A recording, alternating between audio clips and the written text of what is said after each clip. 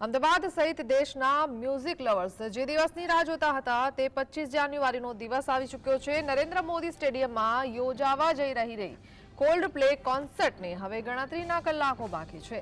Music લવર્સને ડોલાવવા માટે Chris માર્ટિનની team Ahmedabad આવી પહોંચી છે। સાંજે 5 વાગ્યાથી શરૂ થનારી આ ઇવેન્ટ માટે પ્રેક્ષકોને બપોરે 3 વાગ્યાથી જ સ્ટેડિયમમાં પ્રવેશ આપવાની શરૂઆત થશે। સ્ટેડિયમમાં અંદાજે 1 લાખ કરતાં વધુ લોકો ઉપસ્થિત રહેવાનો હોય જડબેસલાક સુરક્ષા ગોઠવવામાં આવી છે। ઇવેન્ટના કારણે ટ્રાફિક સમસ્યા ન સર્જાય તે માટે પણ પ્રતિબંધિત અને વૈકલ્પિક માર્ગોની યાદી જાહેર કરવામાં આવી છે।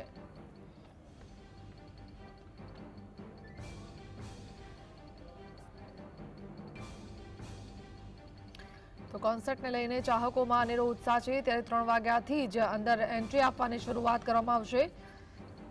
મ્યુઝિક લવર્સ કોલ્ડ પ્લેના કોન્સર્ટની રાહ જોતા હતા, ત્યારે આજે બપોરે 3 વાગે સ્ટેડિયમમાં નરેન્દ્ર મોદી સ્ટેડિયમમાં પ્રવેશ આપવામાં આવશે। તો કોલ્ડ પ્લે પણ ખૂબ જ ઉત્સાહિત હતા અમદાવાદમાં આ કોન્સર્ટ કરવા માટે।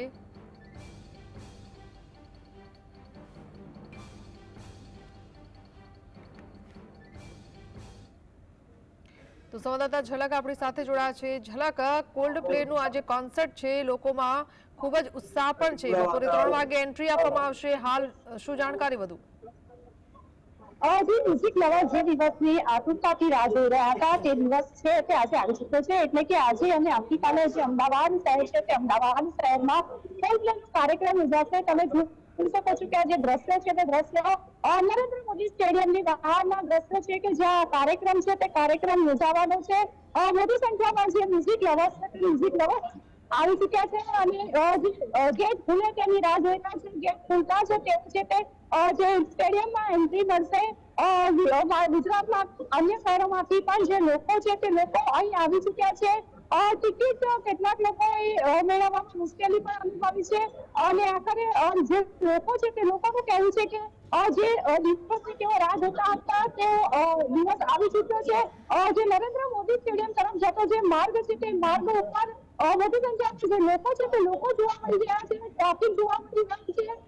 કહી શકાય કે જે મ્યુઝિકનો જે ક્રેઝ છે તે લોકોમાં જોવા મળી રહ્યું છે। પોતાની ગાયિકા જે સિંગરો છે તેને સાંભળવાનો જે લાવો છે તે લાવો આજે જે મ્યુઝિક લવર્સ છે તેઓને મળશે।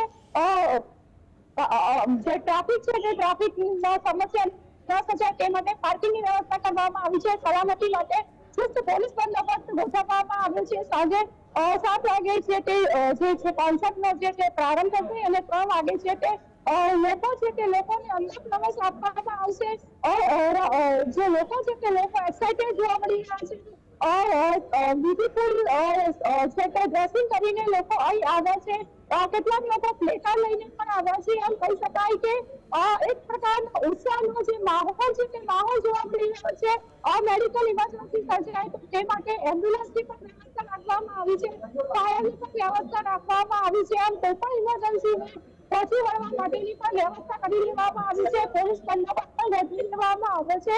આમ હમણાં જે રાત પર છે તે રાતે જે કોન્સર્ટનો પ્રારંભ થશે અને મ્યુઝિક લવર્સ છે કે જે પોતાનો જે શોખ છે પોતાની જે ઈચ્છા છે તે ઈચ્છા પૂર્ણ કરશે। જી જી ઝલક, આભાર।